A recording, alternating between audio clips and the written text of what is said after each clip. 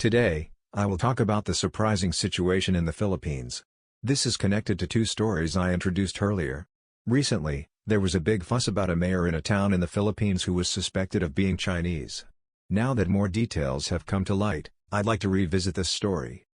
In March of this year, there was an online fraud group based in the Philippines. It appears there are several large-scale fraud groups operating in the country. These criminal organizations send fraudulent emails and make calls to convince people to invest in fake schemes.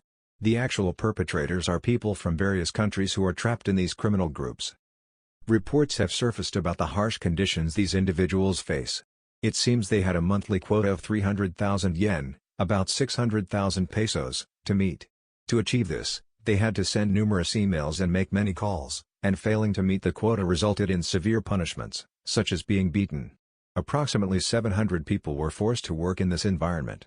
Among them was a Vietnamese person who managed to escape and report the situation to the authorities. The hideout was situated on a vast piece of land, with office buildings and luxurious houses with pools, making it difficult to identify as a base for criminal activities. Thanks to the information from the escapee, the police raided the location and freed about 700 people, mostly Chinese, along with some Taiwanese and Vietnamese individuals. The problem is that part of this land was owned by a female mayor suspected of being Chinese. Known by the Chinese surname K, this woman was summoned to a hearing in the legislature, where she answered various questions.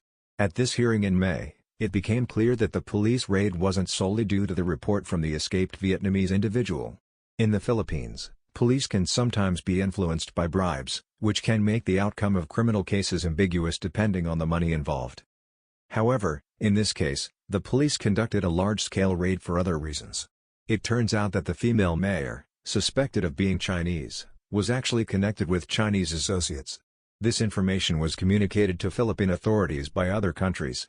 This is related to a large-scale money laundering case in Singapore that I mentioned earlier.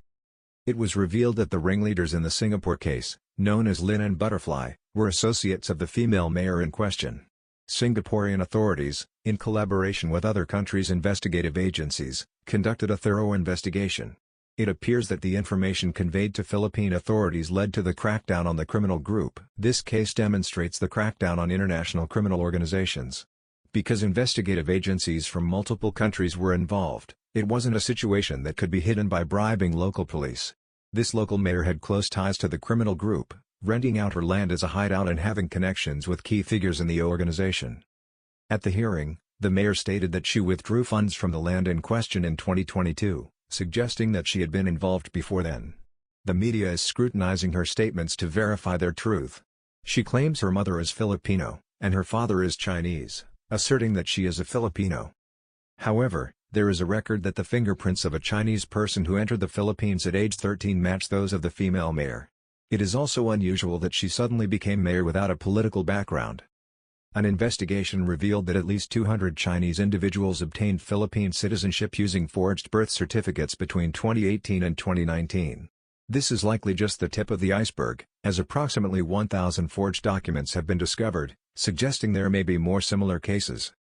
This case has caused an uproar in the Philippines, revealing that many Chinese individuals are posing as Filipinos, buying land, engaging in large-scale criminal activities, and influencing the political scene.